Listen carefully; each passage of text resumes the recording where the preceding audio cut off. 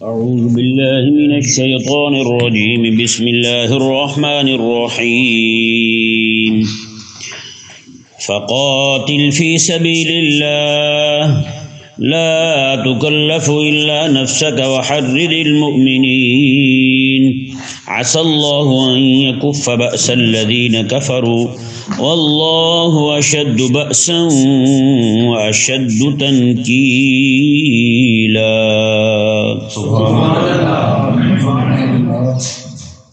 اس آیہ کریمہ کا تعلق بھی پچھلے مضمون کے ساتھ ہے جہاں پر جہاد کے متعلق کہا گیا کہ آیت نمبر 74 میں فَلْيُقَاتِلْ فِي سَبِيلِ اللَّهِ، اور یہاں بھی اللہ تبارک و تعالی نے جہاد کی تعلیم فرمائی اور کریمہ کا صلی اللہ علیہ وآلہ وسلم کو ارشاد فرمایا رب تبارک و تعالی نے، حبیب پیارے آپ جہاد پہ چلے جائیں تو نہیں آتا نہ آئے، آپ اکیلے بھی میدان جہاد میں کھڑے ہو جائیں گے تو اللہ تبارک و تعالی نے ارشاد فرمایا ہم آپ کی مدد بھی کریں گے اور دشمنوں کا ہاتھ بھی روک دیں گے، آپ دشمنوں کا ہاتھ روک دیں گے۔ اس سے اس آیہ مبارکہ نے واضح کر دیا ان بزدلوں کی جو بزدلی ہے اسے بھی کھول دیا، جو لوگ ایسے ہی ڈرتے رہتے ہیں کانپتے رہتے ہیں، جن کے دلوں میں جن کے اعصاب پر کافرین جو ہیں مشرکین جو ہیں یہود و نصارہ اور ہنود جو ہیں ان کا روب طاری ہوا ہے جی، ان کی عسکری قوت کو دیکھ کر، ان کی یعنی کہ اسلحے کی طاقت کو دیکھ کر ان کے اعصاب اور اوسان خطا ہو چکے ہیں، اعصاب پہ وہ بھاری ہو چکے ہیں۔ ایسے لوگوں کے لیے اللہ تبارک و تعالی نے اس آیہ کریمہ میں بہت بڑا پیغام دیا ہے جی، کتنا بڑا پیغام ہے۔ فرمایا کہ حبیب آپ نے یہ نہیں دیکھنا کہ آپ کے ساتھ لشکر نہیں ہے، بندے تھوڑے نہیں، آپ اکیلے چلے جائیں، حبیب آپ اکیلے میدان میں کھڑے ہو جائیں، اور آقا علیہ السلام نے پھر کر کے نہیں دکھایا ایک بار، حضور اکیلے روانہ ہو گئے جی، آقا علیہ السلام نے میں کو نہیں آتا نہ آئے میں جا رہا ہوں جی، حضور اکیلے اودھ کی طرف روانہ ہو گئے جی۔ بعد میں پھر صحابہ کرام علیہ رضوان سارے دوڑ کے آقا علیہ السلام کے ساتھ شامل ہوئے۔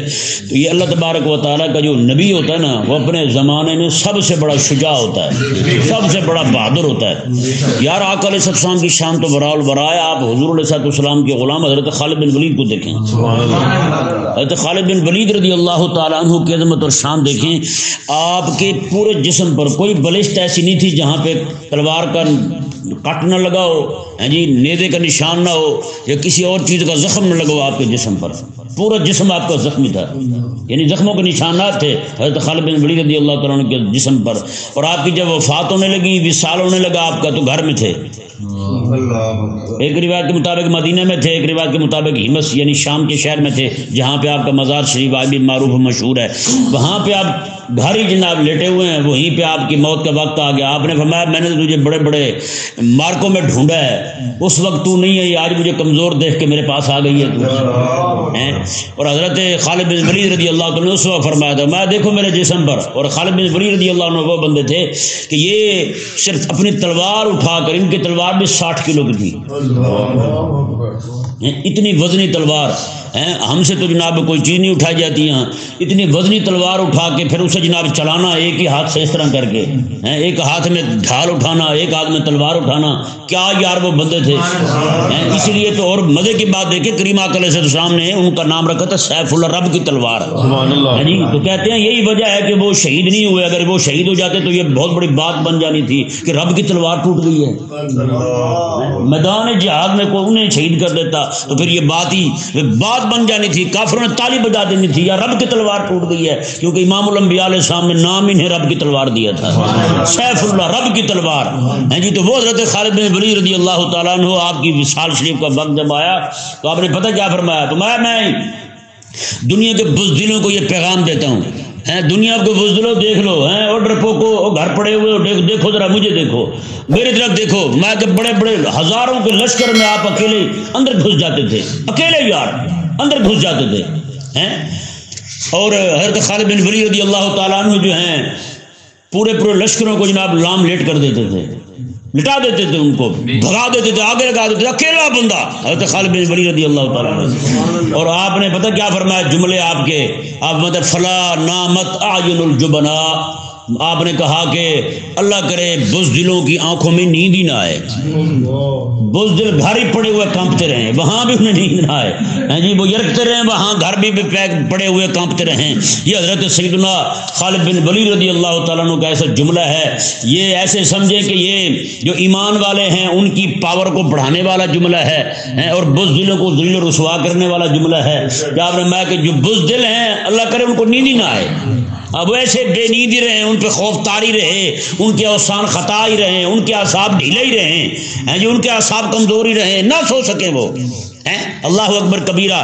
اللہ تبارک و تعالی نے ارشاد فرمایا جی دیکھیں اس آیت مبارکہ کے اندر پوری دنیا کے مسلمان اس وقت، اور مزے کی بات دیکھیں یار، کریم آقا علیہ السلام نے ارشاد فرمایا کہ میری امت پر لوگ جو ہیں وہ ایسے ٹوٹ پڑیں گے، پوری دنیا کی کافر قوتیں میری امت پر ٹوٹ پڑیں گی، ایک وقت آئے گا وہ کہے گا فلانے کو تو پکڑ لے، فلانے کو تو پکڑ لے، عراق کو میں پکڑ لیتا ہوں، فلانے ملک کو تو پکڑ لے، فلانے پہ میں حملہ کر دیتا ہوں، کشمیر پہ تو حملہ کر دے، فلسطین کو میں پکڑ لیتا ہوں، اس طرح کر کے پوری دنیا پہ حملہ کر دیں گے، میرے امتیوں پر حملہ کر دیں گے۔ یہ حضور فرماتے ہیں، آقا علیہ السلام نے ارشاد فرمایا ایسے جیسے بھوکے لوگ کھانے پر ٹوٹتے ہیں ایسے حملہ کریں گے۔ آپ دیکھتے نہیں شادی بیاہ پہ کیسے ہوتا ہے، روٹی کھلتی تو کیسے کرتے ہیں، کسی کے جناب وہ کیک کاٹتے ہیں تو پھر کیسے کھاتے ہیں جناب، خاص طور پہ کیک کھانے کا انداز دیکھنے والا تو یہ سیاسیوں کی، یہ جمہوری جو ہیں ان کی جو کوئی رسم ہو تو اس میں جو کیک کاٹتے ہیں وہ دیکھنے والا ہوتا ہے، ویسے وہ کیسے کیک کاٹتے ہیں، کاٹنے کی نوبت نہیں آتی، وہ ایسے کھاتے ہیں جناب، زمین پہ گرا دیتے ہیں، سارا منہ کو مل لیتے ہیں، نیچے سے اٹھا کے پھر کھا رہے ہوتے ہیں۔ کیا شان پائی ہے انہوں نے، کیا تہذیب ہے، کیا تمدن ہے، ان سے بندہ پوچھ لے کہیں گے انسان ہم ہی ہیں بس، اور کوئی انسان ہی نہیں ہے۔ وہ کہتے ہیں مولویوں کو کیا پتا، ہم کیک کھانے والے لوگ ہیں، مولوی دال پینے والے لوگ ہیں، شکر ہے دال پیتے ہیں ہم ہیں۔ تو یہ حال کریم آقا صلی اللہ علیہ وسلم نے ارشاد فرمایا، صحابہ کرام علیہ رضوان عرض کرتے ہیں یا رسول اللہ اس وقت ہماری تعداد تھوڑی ہوگی؟ آقا علیہ السلام نہ اس وقت تعداد تمہاری بہت ہوگی، تعداد تمہاری بہت ہوگی، حضور پھر کیا مسئلہ ہوگا؟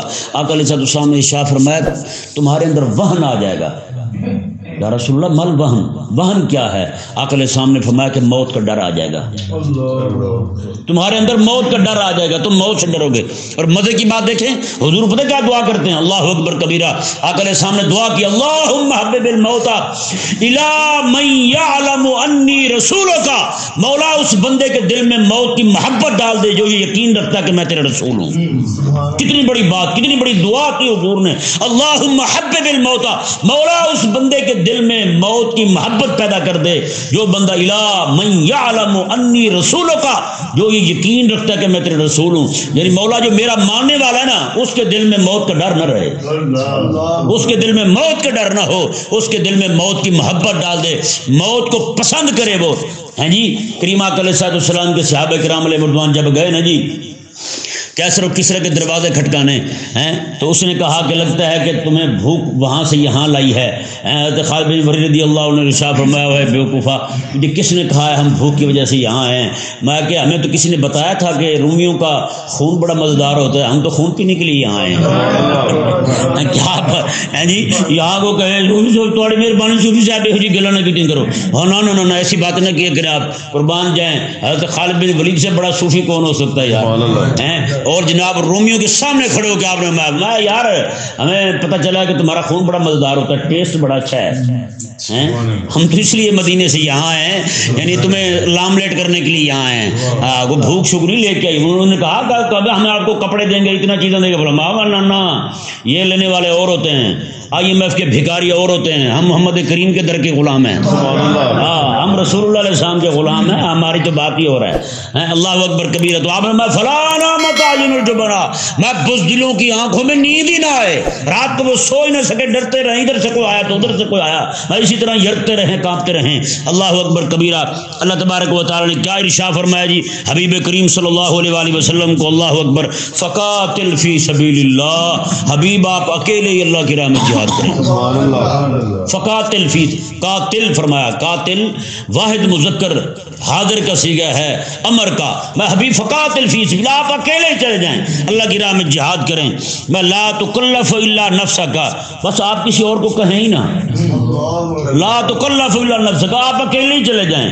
لا تکلف الا نفسک، آپ پہ کسی، آپ کے علاوہ کسی اور کا زور ہی نہیں ڈالتے، صرف آپ ہی چلے جائیں بس، آپ ہی چلے جائیں بس. بحرد المومنین، ہاں مومنوں کو شوق ضرور دلائیں، مومنوں کو شوق ضرور دلائیں، انہیں بھی کہیں کہ آپ چلیں. اگر کوئی نہیں جاتا حبیب تو آپ اکیلے کھڑے ہو جائیں. اصلی اللہ ان یکف باس الذین کفروا، ان قریب امید ہے اللہ تبارک و تعالیٰ کافروں کا ہاتھ آپ سے روک دے گا، کافروں کا ہاتھ ہی روک دے گا رب تبارک و تعالیٰ. اللہ اکبر کبیرہ. یہ بات دیکھیں کتنی بڑی بات ہے، اللہ اکبر. کہ یہ دیکھیں جہاں پہ اللہ فرمائے نا کہ امید ہے، جی جی، ہم کسی کو کہیں نا یار امید ہے اگلے سالوں میں تجھے میں کو 500 روپے دوں گا، تو یہ امید ہی ہوتی ہے، ملتا کچھ نہیں.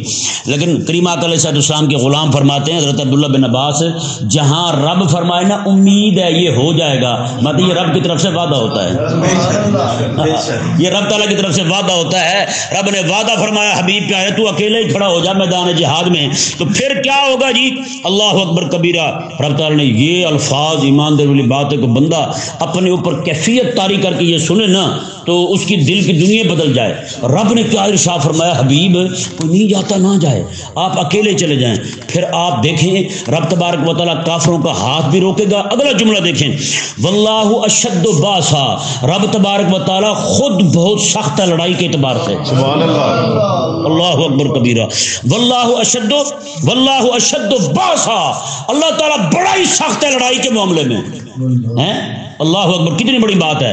یہ بخاری شریف میں حدیث بات ہے نا، آقا علیہ السلام نے شاہ کے رب فرماتا ہے من عاد علی ولی فقد آذنتہ بالحرب، جو بندہ میرے ولی کے ساتھ لڑائی کرتا ہے نا، میرے ولی کے ساتھ دشمنی کرتا ہے، رب فرماتا ہے میں خود اس کے خلاف اعلان جنگ کر رہا ہوں، میں خود اعلان جنگ کر رہا ہوں. یہ بخاری میں حدیث بات ہے. کریم آقا صلی اللہ علیہ وسلم نے شاہ میں رب فرماتا ہے من عاد علی ولی، جو میرے ولی سے دشمنی رکھے میں خود اعلان جنگ کرتا ہوں. مطلب کیا ہے، میں کہ میرے ولی سے لڑے گا نا، میرے ولی کو جاننے والے تو ہوں گے نہیں، تو میں ولی کی مدد کے لیے خود آؤں گا. سبحان اللہ. اگلی بات یہاں پہ مشارحین حدیث پتہ کیا شاہ فرماتے ہیں، اللہ اکبر کبیرہ، بہت بڑی بات ہے. آپ شارحین حدیث فرماتے ہیں جب کوئی بندہ کسی پہ حملہ کرتا ہے نا تو اس کی سب سے قیمتی شے چھینتا ہے کہ نہیں.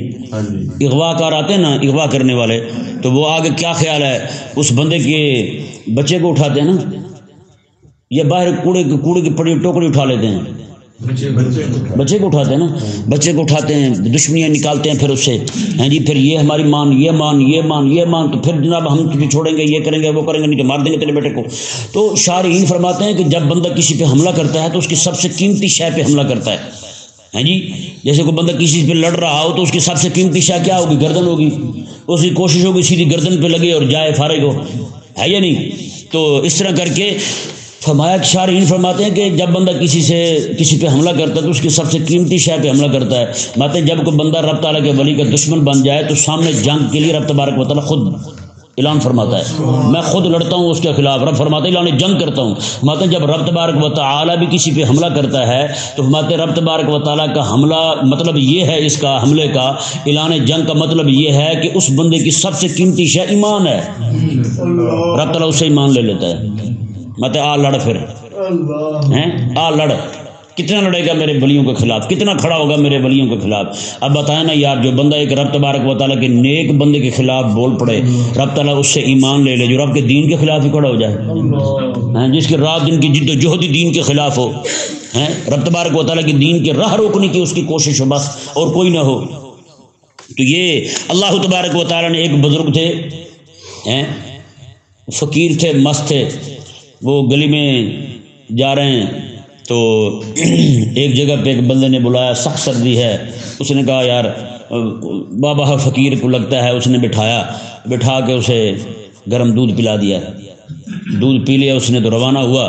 بارش آئی ہوئی تھی، گلی میں کیچڑ تھا، پاؤں میں جوتے ٹوٹے ہوئے تھے. وہ جوتا اچھلنے کی وجہ سے کوئی آپس میں میاں بیوی تھے، محبت تھی ان کی باہمی بہت زور سے، وہ جا رہے تھے تو ان کے پاؤں سے جو کیچڑ لگی نا وہ اس خاتون کو جا لگی، جو کیچڑ اڑی اس خاتون کو جا لگی. تو تو اس نے آ کے اسے تھپڑ مار دیا. اس نے کہا دیکھ کے نہیں چل سکتے تم؟ ہیں جی. تھوڑی دیر گزری، وہ آگے جا کے کوئی چڑھنے لگے اوپر، وہ جناب نیچے گرا، وہ مائی صاحبہ یا بندہ وہ گرا نیچے، جناب اس کی گردن ہی ٹوٹ گئی، وہیں مر گیا. وہ بھاگ کیا، اس نے کہا تو نے کچھ کیا ہے؟ اس نے کہا میں نے نہیں کیا. اس کے یار پہ چھینٹے آئے تھے تو اس کا یار کوڑ کھا گیا تھا. جب میں رب تبارک و تعالیٰ کا نیک بندہ ہوں تو مجھے تھپڑ لگا تو رب تبارک و تعالیٰ جلال میں آ گیا ہے. بس بات یہی ہے. اس نے عرض کی نہیں رب کی بارگاہ میں، مولا تیرے تو ہی جانے ہیں، دودھ گرم پلا کے اوپر سے تھپڑ. ہیں جی، دودھ پیا ہے گرم گرم، ساتھ تازہ تھپڑ پڑ گیا ہے. تو یہ جیسے انہوں نے عرض کی رب، تو ان کا ایک خاص انداز تھا، ایک یعنی کہ ناز کا معاملہ تھا رب تعالیٰ کی بارگاہ میں، تو رب تبارک و تعالیٰ نے فوراً اسے سزا دی. تو بھئی یہ نہیں ہو سکتا کوئی بندہ رب تبارک و تعالیٰ کے پیاروں کے بارے میں بھونکے اور بچ جائے، یہ نہیں ہو سکتا. دیکھیں جی، اللہ تعالیٰ نے ارشاد فرمایا، اللہ اکبر، واللہ اشد باسا، اللہ تعالیٰ بڑا ہی سخت ہے لڑائی کے معاملے میں، واشد تنکیلا، اور سزا دینے کے معاملے میں. رب فرماتے ہیں حبیب پیارے آئیں تو صحیح ہے، ہیں یہ آئیں تو صحیح، آئیں ذرا میدان میں. حبیب تو اکیلے آ جانا، سمجھانا صحیح مومنوں کو، یہ نہ آئے نا، کوئی بھی نہ آئے تو حبیب تو اکیلے کھڑے ہو جانا. ہاں، حبیب کریم علیہ السلام کی شجاعت دیکھیں، حضور کی بہادری دیکھیں. اللہ تبارک و تعالیٰ نے آگے ارشاد فرمایا. آگے جی ایک مسئلہ بڑا اہم بیان ہو رہا ہے شفاعت کے سلسلے میں. کس سلسلے میں؟ شفاعت کے سلسلے میں. شفاعت مطلب سفارش. کیا؟ سفارش. سفارش کے لیے دو چیزیں ضروری ہیں. ایک تو جو کی جا رہی ہے اس کا انداز ٹھیک ہو، اور دوسرا یہ کہ جس کے لیے کی جا رہی ہو وہ مقصد ٹھیک ہو. ٹھیک ہے جی، شفاعت کرنے کا انداز ٹھیک ہو، دوسرا مقصد ٹھیک ہو، مقصد نیک ہو. اگر مقصد نیک نہیں ہے تو شفاعت ٹھیک نہیں، اگر طریقہ ٹھیک نہیں ہے تو پھر بھی سفارش نہیں ہے، وہ کچھ اور چیز بن جائے گی. میں اس کو کھولتا ہوں بات کو. جیسے مثال کے طور پر سفارش کا مطلب پتہ کیا ہوتا ہے؟ صرف اتنا ہوتا ہے کہ آپ کو کوئی آگے کہے جی میرے لیے یہ آپ کسی کو کہہ دیں میرا یہ کام ہے، اور کام بھی جائز ہو اور طریقہ بھی جائز ہو بتانے کا. آپ جائیں کسی کے پاس، جی یہ کام ہے، تو اگر مناسب لگے آپ کو تو آپ کر دیں. ہیں جی، اب اس کی ثواب دید پر ہے کہ وہ کرے یا نہ کرے. اگر وہ نہیں کرتا تو اسے حق نہیں پہنچتا کہ یہ اس سے ناراض ہو. یہ مسئلہ ذہن میں رہے، اسے حق نہیں پہنچتا کہ یہ اس سے ناراض ہو. عموماً یہ ہوتا کہتا ہے یار ہم چل کے گئے اس نے مانی نہیں ہماری بات، میں نے کہا تھا یہ کر دو پھر بھی نہیں مانی اس نے یار. تو یہ سفارش نہیں ہے. سفارش کا مطلب ہوتا ہے کہ اگلے آپ اطلاع پہنچا دیں اسے، یا جس بندے کے میں کہہ رہا ہوں یہ واقعی بندہ مظلوم ہے، یہ بندہ واقعی مستحق ہے، آپ اس کا کام کر دیں، اس کو آپ سے کوئی غرض ہے آپ مہربانی کریں. یہ سفارش آپ کہہ دیں اس کی ثواب دید پر ہے. اب آپ کو حق نہیں پہنچتا، اس کے نہ کرنے کی صورت میں آپ اس سے ناراض ہوں. نہیں سمجھ آیا مسئلہ؟ اگر آپ اس سے ناراض ہو رہے ہیں تو پھر آپ نے سفارش نہیں کی، آپ نے حکم چلایا ہے کہ نہیں؟ آپ نے پھر کیا کیا ہے؟ حکم چلایا ہے کہ جناب اس نے آپ کا حکم نہیں مانا، آپ کی نافرمانی کر دی ہے. اگر آپ نے اسے گزارش کی ہوتی، سفارش گزارش کی ہوتی تو پھر آپ کو غصہ کرنا بنتا ہی نہیں، آپ کا ناراض ہونا بنتا ہی نہیں. یہاں پر میں آپ کو حدیث پاک سناتا ہوں کریم آقا صلی اللہ علیہ وسلم کی. اس سے پہلے چلو بیان شروع کر کے پھر ایک مسئلہ کھولتا ہوں درمیان میں. آقا علیہ السلام کی ایک خادمہ تھی حضرت بریرہ رضی اللہ تعالیٰ عنہ، اور ان کے شوہر تھے مغیث. کیا نام تھا؟ مغیث رضی اللہ تعالیٰ عنہ. یہ مسئلہ ہے شرعی، جیسے خیار بلوغ ہے. خیار بلوغ سمجھا کے پھر خیار عید کو سمجھاتا ہوں کیونکہ اس کا سمجھنا اس پہ موقوف ہے. کسی بچی تھی چھوٹی نابالغہ، اس کا نکاح کر دیا باپ اور دادے کے علاوہ کسی اور نے، ولی ابعد نے. بچی تھی نابالغہ، اس کا نکاح کر دیا اس کے بھائی نے، اس کے چچا نے، یا کسی اور نے. اس کا نکاح کر دیا لڑکی کے بچپن میں، نابالغی کی صورت میں، نابالغی کی حالت میں، ابھی بچی بالغ نہیں ہوئی. اب وہ بچی جب بالغ ہوئی، بالغ ہوتے ہی شریعت اسے اختیار دیتی ہے، چاہے تو اس نکاح کو رکھے چاہے تو ختم کر دے. وہی لڑکی نہیں سمجھ آیا؟ اس لڑکی کو شریعت نے اختیار دیا ہے.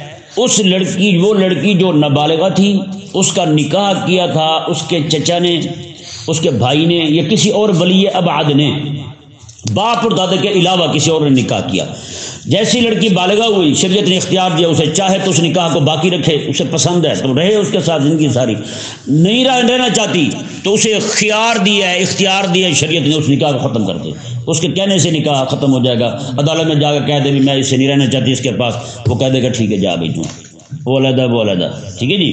اچھا یہ مسئلہ ہو گیا۔ اسی طرح کر کے خیار عتق کا معاملہ ہے۔ خیار عتق کیا ہے؟ دو میاں بیوی تھے، شوہر جو ہے وہ بھی کسی کا غلام ہے، بیوی جو ہے وہ بھی لونڈی ہے کسی کی، ان کا نکاح ہوا تھا حالت غلامی میں، کس میں؟ پچھلے مولا کے پاس ان کا نکاح ہوا تھا، جیسے یہ وہاں سے آزاد ہوں گے تو ان کا نکاح جو ہے وہ بھی خیار کی صورت میں آ جائے گا۔ یہاں بھی اس لونڈی کو، جو لونڈی آزاد ہوئی ہے مائی صاحبہ، اس مائی صاحبہ کو بھی اجازت ہوگی کہ وہ اگر چاہے تو شوہر کے ساتھ رہے، چاہے تو نکاح ختم کر دے، چاہے جتنا عرصہ مرضی اکٹھے کیوں نہ رہ چکے ہوں۔ سمجھ آ گیا مسئلہ؟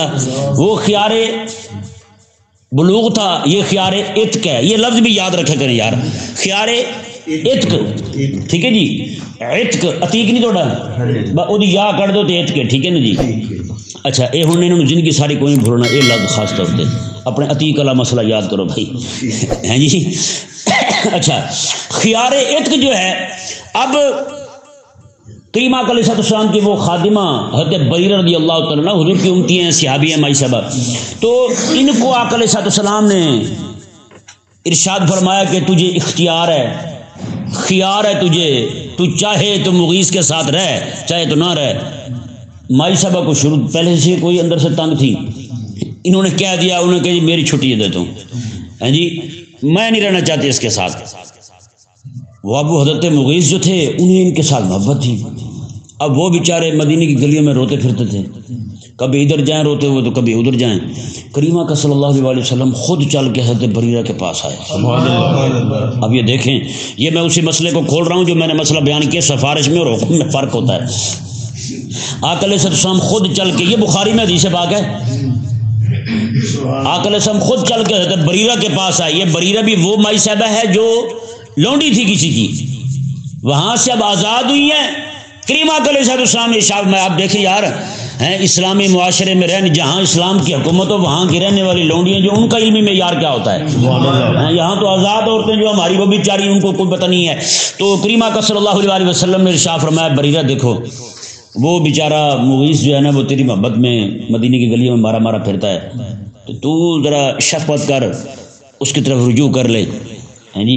تو حضرت بریرہ رضی اللہ تعالیٰ عنہ پتہ کیا کہتی ہیں حضور یہ آپ کا مشورہ ہے یا آپ کا حکم ہے؟ اللہ اکبر کبیرہ، حضور یہ آپ کا مشورہ ہے یا آپ سفارش کر رہے ہیں یا آپ حکم دے رہے ہیں؟ اگر تو یہ ہے حکم تو میں بھی جانے کو تیار ہوں، میں بھی جانے کے لیے تیار ہوں، سر تسلیم خم میں آپ کے حکم پر۔ یا رسول اللہ اگر یہ مشورہ ہے تو پھر میرا اس کے ساتھ گزارا کوئی نہیں، پھر میں نے اس کے ساتھ نہیں رہنا۔ ہاں جی اب بتائیں، آقا علیہ السلام نے فرمایا بھی ٹھیک ہے تجھے اختیار ہے، جیسے تو چاہے کر۔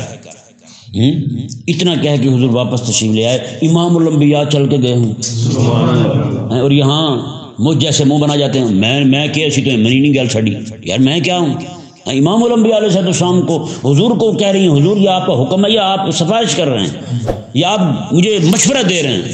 آقا علیہ السلام نہ نہ نہ، یہ میرا کیا ہے مشورہ ہے تمہیں۔ یہ بھی ذہن میں رہے، گھر میں کوشش کی جائے، والد جو ہیں نا والدین انہیں چاہیے کہ آج کل کے بچے بڑے سرکش ہیں طبیعت کے، انہیں بھی چاہیے کہ ان پر تھوڑی شفقت کریں، کہ انہیں بھی مشورہ دیا کریں کسی بھی کام کا، یار یہ مشورہ ہے کیا کہتا ہے تم، وہ خود ہی سمجھ آئے گا، کل ہوگی اسے تو وہ خود کر لے گا اسے۔ ایک بزرگ تھے 60 سال کے، ان کے یعنی کہ بیٹے ہو گئے ان کی عمر میں 60 سال تک اپنے بیٹوں کو کبھی کچھ نہیں کہا تھا۔ انہوں نے کہا کہیں یہ 9 مہینے کوئی کام کہوں اور یہ نہ مانے اور یہ میری نافرمانی کی وجہ سے جہنم جا پڑے، میں نہیں چاہتا یہ جہنم جائے، یا نہیں؟ آج کل ہم جان بوجھ کے کہتے ہیں نہیں تو ویاہ اوتھے کرنا جتھے تینوں میں پسند کی تھی، بھی ابا تو اپنے حضرت کی تھی پسند یا میرے سے کی تھی، ٹھیک ہے۔ بچوں کو بھی احترام کرنا چاہیے، اس کے لیے اس کی بات کا احترام کرنا چاہیے، بچوں کو بھی، والد کا بھی حیا کرنا چاہیے، دونوں طرف سے۔ ہماری طرف سے بعض اوقات جو ہے نا وہ سختی ہوتی ہے، اس وجہ سے معاملات بہت زیادہ خراب ہو جاتے ہیں۔ بہرحال اللہ تبارک و تعالیٰ سمجھنے کی توفیق عطا فرمائے۔ یہ مسئلہ واضح ہو گیا کہ سفارش اور ہوتی ہے، حکم اور ہوتا ہے، دونوں میں فرق ہوتا ہے بھائی۔ اللہ تبارک و تعالی نے ارشاد فرمایا جی دیکھیں، من یشفع شفاعتا حسنۃ یکن لہ نصیب منہا، رب تبارک و تعالی نے ارشاد فرمایا جو کوئی اچھی سفارش کرے، کیا کرے؟ اچھی سفارش کرے تو یکن لہ نصیب منہا، تو اس میں سے حصہ اس کا بھی ہوگا، اس کا بھی حصہ ہوگا۔ مطلب کیا ہے؟ اس کو بھی ثواب ملے گا، اس کو کیا ملے گا؟ ثواب ملے گا۔ یہ اچھی سفارش کی میں نے آپ کو مثال بھی بیان کر دی، اسی سے اچھی سفارش آقا علیہ السلام خود چل کے گئے تھے ان کے پاس، ٹھیک ہے جی۔ اور آگے دیکھیں، میں ومن یشفع شفاعتا سیئۃ یکن لہ کفل منہا، میں جو کوئی بندہ کوئی بری شفاعت کرے، کسی کی سفارش کرے، طریقہ غلط ہو یا پھر مقصد غلط ہو، طریقہ غلط ہو یا پھر مقصد غلط ہو، جیسے بندہ کوئی کام کرتا ہے، طریقہ اس کا غلط ہوتا ہے، مقصد اس کا اچھا ہوتا ہے، تو وہ کام بھی غلط ہے، چاہے جتنا مرضی مقصد نیک کیوں نہ ہو۔ جیسے وہ نشئی تھے جی، انہوں نے کوئی بکری چوری کر لی، رات کو بھون کے کھا لی، اوپر سے شرابیں پی، تو صبح صبح کھال مدرسے کو دے دی۔ وہ دوسرا کہنے لگا بشیرہ مالک کا فضل دے گی یار، ایک گناہ جو ہم سے ہوا ہے نا، اللہ تعالیٰ نے فوراً ہمیں اس گناہ کی تلافی کی بھی توفیق دی ہے۔ اس نے کہا، بشیرہ پوچھنے لگا کیسے؟ اس نے کہا بکری اگر چوری کر کے کھائی ہے تو ہم نے نیکی یہ بھی کی ہے کہ کھال مدرسے میں دی ہے۔ ہاں جی، اب وہ نشیوں کا مقصد جو ہے وہ تو بظاہر نیک لگ رہا ہے نا جی، لیکن طریقہ ان کا غلط نہیں ہے تو کام گناہ والا ہو گیا ہے یا نہیں؟ تو اس لیے اس کے لیے طریقہ بھی ٹھیک ہو اور مقصد بھی نیک ہو، یہ دو چیزیں شرط ہیں ہر کام کے اندر۔ یہ ضروری ہے کہ بندہ یہ دونوں چیزیں، طریقہ بھی ٹھیک ہو اور مقصد بھی نیک ہو، تب کام چلے گا۔ اللہ تعالیٰ نے ارشاد میں ومن یشفع شفاعتا سیئۃ یکن لہ کفل منہا، جو کوئی بندہ سفارش کرے، بری سفارش کرے، کسی گناہ کے معاملے میں شفاعت کرے، کسی کی سفارش کرے، اللہ تعالیٰ نے کفل منہا، جتنا گناہ اس کرنے والے کو ہوگا اتنا اس سفارشی کو بھی ہوگا۔ اب بتائیں جی کتنی سفارشیں یہاں چل رہی ہیں کورٹ میں، کتنے بڑے بڑے قاتل چھوٹ رہے ہیں، کتنے بڑے بڑے جناب بدماش چھوٹ رہے ہیں، کتنے بڑے بڑے مکار چھوٹ رہے ہیں، کتنے بڑے لوگ جو ہیں وہ کرپٹ لوگ چھوٹ رہے ہیں، اور غریب بیچارے پکڑے ہوئے ہیں۔ بڑا عرصہ پہلے اخبار پہ ایک رپورٹ چھپی تھی، ایک بندے کو پکڑا، بعد میں جا کے کسی نے انٹرویو لیا، اس نے کہا ہاں جی آپ کس جرم میں آئے ہیں؟ اس نے کہا میں 40واں ہوں۔ کون ہوں؟ 40واں۔ اس نے کہا جی 40واں فوت کی بات میں سنا تھا، جیل میں پہلی بار سنا ہم نے 40واں، یہاں بھی ہوتا ہے۔ اس نے کہا جی بندے کو کہیں انہوں نے جرم کیا تھا تو 39 بندے پکڑے گئے تھے، ایک پکڑنے جا رہا تھا، میں جا رہا تھا، انہوں نے مجھے پکڑ کے 40 پورے کر لیے۔ اس نے کہا اب کافی عرصے سے میں یہیں تشریف رکھتا ہوں، مجھے کہیں آنے جانے کی کوئی اجازت نہیں ہے، میں 40واں ہوں۔ ہاں جی شکر ہے، میں نے کہا کسی مولوی کو یہ واقعہ نہیں ہاتھ چڑھا، ورنہ اسے 40واں نکال لیتا۔ دیکھو جی پولیس والوں نے بھی 40واں مان لیا الحمدللہ۔ ہاں جی ایسے احمق لوگ ہیں۔ بہرحال دیکھیں جی کریم آقا صلی اللہ علیہ وسلم جب مکہ فتح ہوا تو مکہ مکرمہ تشریف لے گئے، تو وہاں پر ایک خاتون تھی، وہ کچھ لین دین کے معاملے میں کوئی معاملہ اس کا درست نہیں تھا، تو کسی کوئی چیز لے دیتی تھی، بعد میں مکر جاتی تھی، کہتے نہیں دی آپ نے، آپ بھول رہے ہیں، کہیں اور دیکھیں، ٹھیک ہے نا؟ اس طرح کا طریقہ تھا، یہاں بھی ہوتے ہیں، ہے یا نہیں؟ کوئی چیز لے جائیں گے، ہفتہ پورا گھر رکھیں گے، بعد میں جا کے مانگ لے، اسی کڑا کھا رہے سی، اسی چھڑ کے جا رہے سی، ٹھیک ہے لے کر نکلے تھے، وہ کم ہوئے تو نور محمد، یہ کم نہ ہوئے تو نورا، کم ایسی سے پہاڑ نور محمد پہن، یہ کم نکل گیا نورا چوک لیا اپنا تو، یار بڑی عجیب بات ہے۔ بہرحال تو وہ مائی صاحبہ جو ہے نا وہ اس طرح کرتی تھی کچھ معاملہ، وہ چوری کرتی ہوئی پکڑی گئی، چوری کر لی اس مائی صاحبہ نے، ٹھیک ہے جی۔ کریم آقا علیہ السلام کی بارگاہ میں اطلاع پہنچ گئی، گواہوں کے ذریعے یہ بات ثابت ہو گئی، آقا علیہ السلام نے ارشاد فرمایا کہ اس کا ہاتھ کاٹا جائے جی۔ اب لوگوں میں یہ باتیں شروع ہوئی، کون جا کے حضور کی بارگاہ میں سفارش کرے، کون جا کے سفارش کرے حضور کی بارگاہ میں؟ باتیں چلتی چلتی انہوں نے کہا کہ حضرت زید رضی اللہ تعالیٰ عنہ کے بیٹے حضرت اسامہ جو ہیں، آپ حدیث میں جہاں بھی حضرت اسامہ کا نام دیکھیں گے نا بڑے سارے مقامات پر، آپ کو وہاں یہ لفظ ملے گا حب رسول اللہ، رسول اللہ کا محبوب، ہے جی. ایک تو ان کے والد جو ہیں وہ آقا علیہ السلام کے بڑے خاص یعنی قریبی تھے کہ زید بن حارثہ نام تھا ان کا، لیکن ان کو زید بن محمد کہتے تھے. زید بن حضور کے بیٹے ہیں بھائی، پورے مکے میں پورے مدینے میں یہی مشہور تھا. ہاں جی، زید بن حارثہ، زید بن محمد، یہ محمد صلی اللہ علیہ وسلم کے بیٹے ہیں. بعد میں آیا مبارک نازل ما کان محمد نبا آدم رجالکم، تو بعد میں انہیں منع کر دیا گیا کہ وہ زید بن حارثہ ہی انہیں کہا جائے، زید بن محمد نہ کہا جائے. یعنی ایک تو آقا علیہ السلام کو ان کے ساتھ اتنی محبت ان کے ابا جی کے ساتھ، پھر جناب حضرت اسامہ رضی اللہ تعالیٰ عنہ کے ساتھ بھی محبت. ایک تو واسطہ حضرت زید والا ہو گیا اس لیے محبت تھی، اور دوسرا کہ وہ حضرت آقا علیہ السلام کی والد ماجد حضرت سیدنا عبداللہ رضی اللہ تعالیٰ عنہ ان کی خادمہ تھی مائی صاحبہ، ان کا نام تھا حضرت ام ایمن. کیا نام تھا ان کا؟ ام ایمن.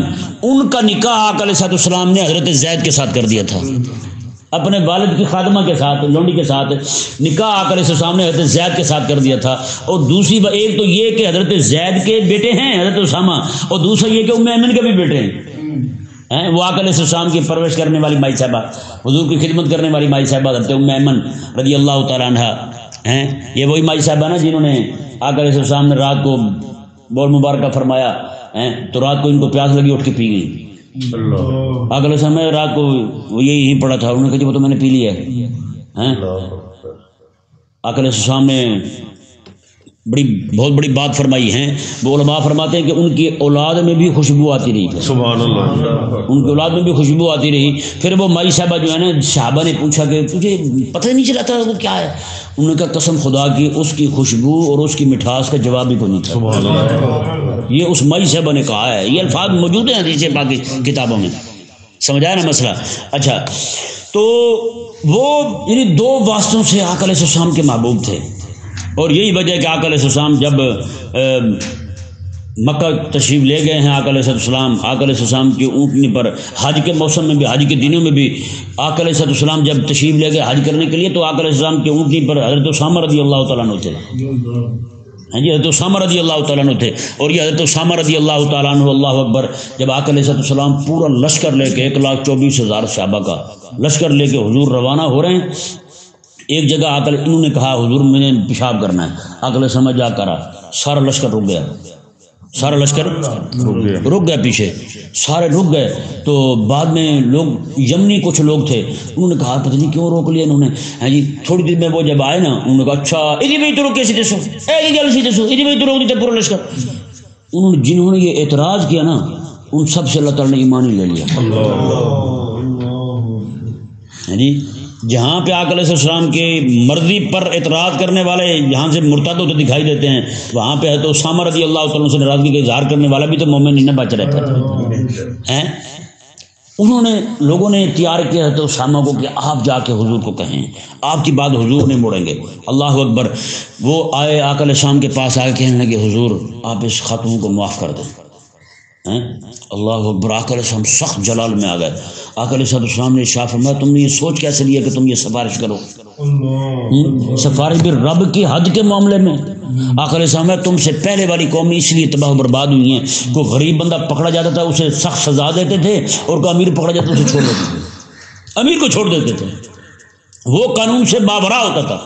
کریم آقا صلی اللہ علیہ وسلم نے ارشاد فرمایا کہ اسے کوئی بھی نہیں بچا سکتا. اور آگے پتہ ہے حضور نے کیا ارشاد فرمایا؟ آقا علیہ السلام یہاں پر یہ تو پھر مخزوم بنو مخزوم کی خاتون ہے، اس نے یہ کام کیا. حضور میں اگر میری بیٹی بھی یہ کام کرتی میں اس کا بھی ہاتھ کاٹ دیتا. اندازہ لگا کتنی بڑی بات ہے. یہی وجہ ہے دین محمد صلی اللہ علیہ وسلم جو ہے ان بدماشوں کو، ان بڑے بڑے چوروں کو، لچوں کو، کپتوں کو برداشت نہیں ہے. اس لیے تو کہتے ہیں کہ جناب یہاں دین نہ آئے حضور کا. جتنے بھی اینکر مینکر ہیں، جتنے بھی یہ جرنلسٹ کہہ لیں، یہ جرنیل مرنیل کہہ لیں، یہ سارے حرام خور جو ہیں، انہیں پتہ ہے نا بھائی اگر یہاں اسلام آتا تو ہم تو پکڑے جائیں گے، ہم تو ایک لمحہ نہیں رہ سکتے. کہ نہیں سمجھ آئے مسئلہ؟ ہاں، ان کو برداشت اس لیے نہیں ہے دین. اللہ اکبر کبیرہ. تو یہ مثال ہو گئی بری سفارش کی. کس کی مثال ہو گئی؟ بری سفارش کی. تو اس لیے بندہ مومن کو چاہیے کہ وہ کسی کی بری سفارش نہ کرے. اللہ تبارک و تعالیٰ نے ارشاد فرمایا جی دیکھیں وَمَن يَشْفَعْ شَفَاعَةً سَيِّئَةً يَكُن لَّهُ كِفْلٌ مِّنْهَا، میں کہ جو کو بندہ بری سفارش کرے تو اس کے لیے بھی اس میں سے گناہ کا حصہ ہوگا. وَكَانَ اللَّهُ عَلَىٰ كُلِّ شَيْءٍ مُقِيتًا، اللہ تبارک و تعالیٰ جو ہے اس نے وہ ہر چیز کے وقت کو مقرر کرنے والا ہے. ہاں جی، اللہ اکبر کبیرہ. اللہ تبارک و تعالیٰ سمجھنے کی توفیق عطا فرمائے.